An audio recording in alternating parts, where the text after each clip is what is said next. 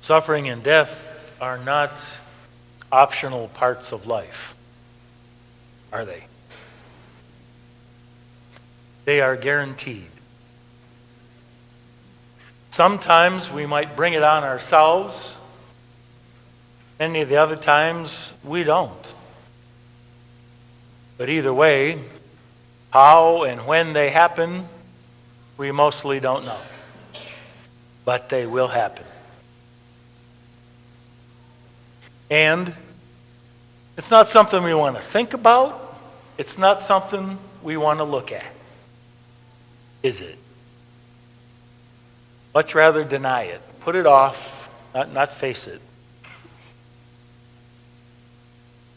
And as it said in that reading, it says, the man of suffering, from him they turned away their face. We don't want to look at it. And who can blame us?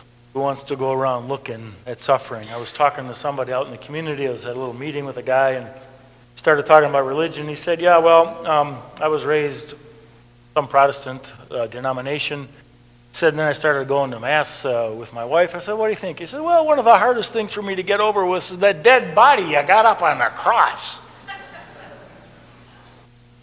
Yeah, it is hard to look at, isn't it? When we take it for not just, oh, that's something up there, it's just part of our decoration, but when we look at it,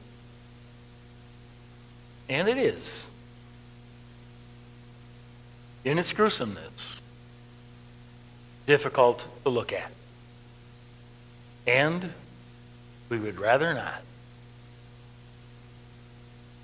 Just like we try to sometimes walk away from those things which are painful and suffering in our own lives, thinking they'll go away if we don't talk about them. They'll go away if I don't go to the doctor. They'll go away if I don't think about it.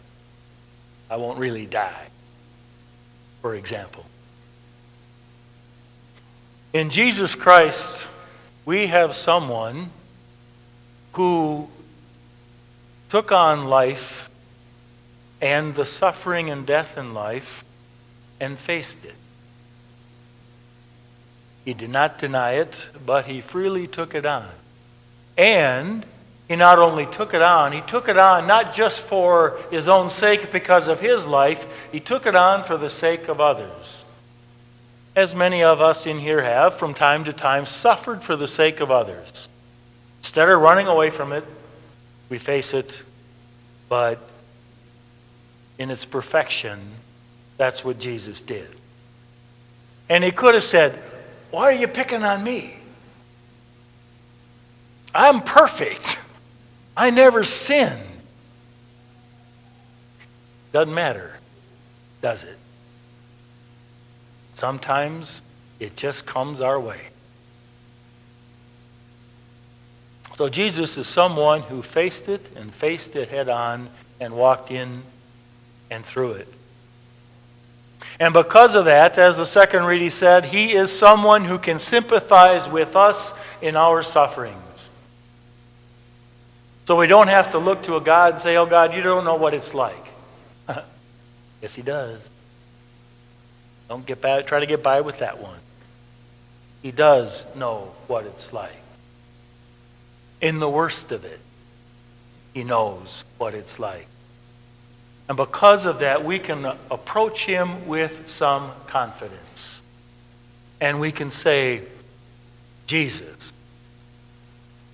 I know that you know what it is like to be where I am, to experience what I am experiencing. And so I come to you.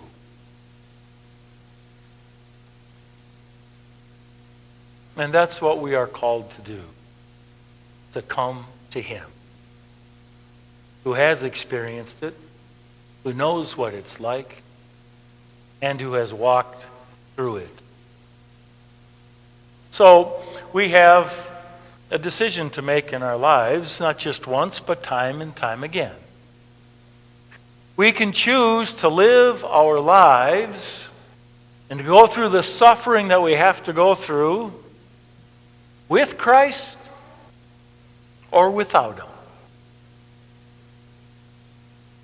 We can choose to live and die with Christ or without Him. The choice is ours. But God beckons us here. He beckons us to His Son to unite our sufferings with His on the cross, because His sufferings in and through the cross led to the resurrection. And if we stay close to Him, it's where He will lead us as well.